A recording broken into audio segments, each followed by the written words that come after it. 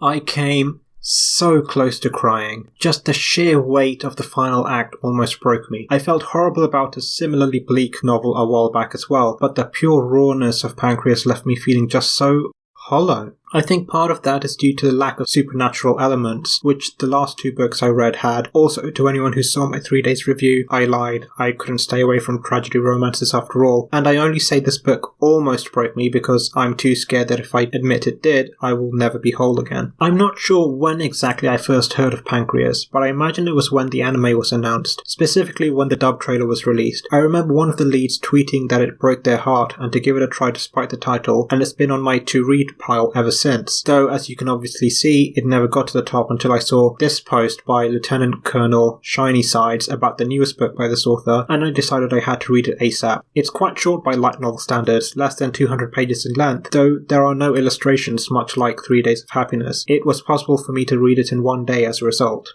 I should really stop putting these books off if I know I'm going to be enthralled by them. The protagonist is an antisocial high schooler with no friends who finds a journal his classmate keeps about her impending death due to an illness related to her pancreas, which is never fully explained, but the story doesn't need to, hence the title. In fact, the title comes from an old tradition the girl, Sakura, mentions where people with ailing body parts would eat that part out of another animal as medicine. Since her family feels so sorry for her and she can't bring herself to tell her friends, she latches onto the protagonist as someone who knows her secret and treats her normally, as someone she can have fun with without putting on a front. So right away you know what you're in for. She's bright and cheerful while he's closed off to the point of a little arrogance, and they even mentioned that they're polar opposites, but that just makes their growing relationship and their similarities more special. She remains bubbly and is full of dark humour about her situation, while he acts aloof and uncaring, though it's obvious he's doing his best to act normally for her sake. Naturally, he starts thinking about mortality a lot more himself, and I think it's this sense of inevitability, how the story dissects this sense of naivety that everyone has, that there will always be a tomorrow, which is a big part of why the story hits so hard. But while there is a gloomy pressure weighing down throughout the story, there are also pockets of fun where Sakura does something silly because she doesn't have enough time left while making a joke about it, with the protagonist getting dragged along whether he wants to be or not. A tragic version of Kyon and Haruhi's dynamic from Haruhi Suzumiya, I suppose. Speaking of, if you're wondering why I don't name him, it's because the protagonist is never named in the story itself, since he senses his name out of the narrative as he tells it. He does have a canon name though, and the story hints at it several times, and if you have a basic understanding of Japanese, and if you're here you likely do, you'll likely figure part or all of it out while reading it. I didn't, and I kick myself for not guessing it after I learned it. I haven't seen the movie as of writing this review, so maybe he's named there, I don't know. Back to the story, despite the lack of magic, it feels magical. Sakura and the protagonist have such a fascinating dynamic with a wonderful sense of give and take. Sakura helps him out of his shell and teaches him how to live life, while he gives her the only person she can be herself around. You want them to spend more time with each other even though you know what's coming, and you cling to your own naivety as the pieces start falling in place, which just means the ending hits you even harder when it comes. And you can't be mad when it happens either, since all signs were pointing to it from the very beginning. There are a dozen different thematic elements throughout the story that I wish I could talk about but can't. So many parallels and callbacks, both obvious and subtle, that add even deeper layers to an already intricate narrative. Never have I wanted to talk openly about spoilers before. I love the deep respect the two leads have for each other, how they admire each other for what makes them unique, how their thoughts and personalities line in the strangest ways despite being polar opposites otherwise. I can't stop thinking about all the things they were able to say compared to all the things they couldn't, even if their bond begins to feel like one that transcends words. I just love it. This is probably the most well known of all the books I've talked about here, but if you haven't read it for whatever reason, please do. I'm still kicking myself for not doing so when I had the chance, or watching the movie on the big screen when I could. This is another book you'll need to think on when you're done, and that's what I'm going to do soon as well, alongside wondering where my sudden fascination with tragedies and tragic romances come from. In the description you can find a link to 7 Seas, which did the official translation, as well as a fan translation, which also includes a bonus story written for the movie, but I haven't read this yet as of recording this. Please let me know what you thought of the book, or manga, or film, and share your recommendations in the comments below. Please like and subscribe to help the channel grow, and to see more content like this. Thank you all for watching, and as always, have a great day.